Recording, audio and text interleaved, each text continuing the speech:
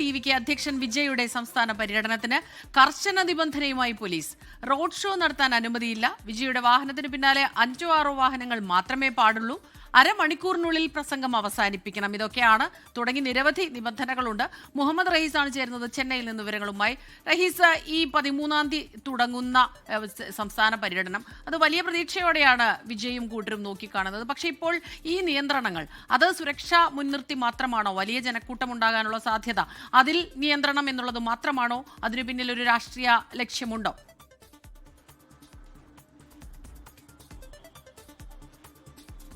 സ്മിത, വരുന്ന ശനിയാഴ്ച തിരുച്ചിറപ്പള്ളിയിൽ നിന്നാണ് ടി.വി.കെ അധ്യക്ഷൻ വിജയ് അദ്ദേഹത്തിന്റെ സംസ്ഥാന പര്യടനം ആരംഭിക്കുന്നത്. അത് പ്രധാനമായിട്ടും അദ്ദേഹം എല്ലാ ശനിയാഴ്ചകളിലും ഓരോ ജില്ലകളിലെത്തി ആളുകളെ കാണുക എന്നുള്ളൊരു ലക്ഷ്യത്തോടു കൂടി അത് ഡിസംബർ 20 വരെ നീണ്ടു നിൽക്കുന്ന വലിയൊരു പരിപാടിയാണ്. അപ്പോൾ അതിന്റെ തുടക്കം തിരുച്ചിറപ്പള്ളിയിൽ നിന്നാണ്. അതിനുവേണ്ടി പോലീസ് അനുമതി തേടിയപ്പോൾ മുതൽ തന്നെ ടി.വി.കെ പ്രവർത്തകരും പ്രത്യേകിച്ച് ജനറൽ സെക്രട്ടറി എൻ ആനന്ദും പോലീസും തമ്മിൽ വലിയ വാക്കേറ്റമൊക്കെ ഉണ്ടായിരുന്നു.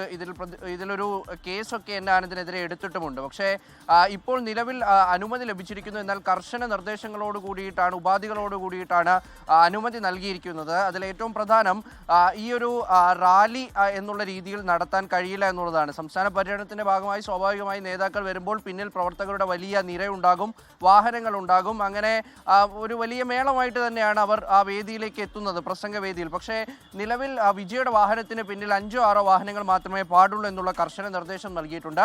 നേരത്തെ വിജയ് താല്പര്യപ്പെട്ടിരുന്ന സ്ഥലത്തല്ല അദ്ദേഹത്തിന് പ്രസംഗിക്കാനായി ഇപ്പോൾ അനുമതി നൽകിയിരിക്കുന്നത് എന്നുള്ളതും ശ്രദ്ധേയമാണ്.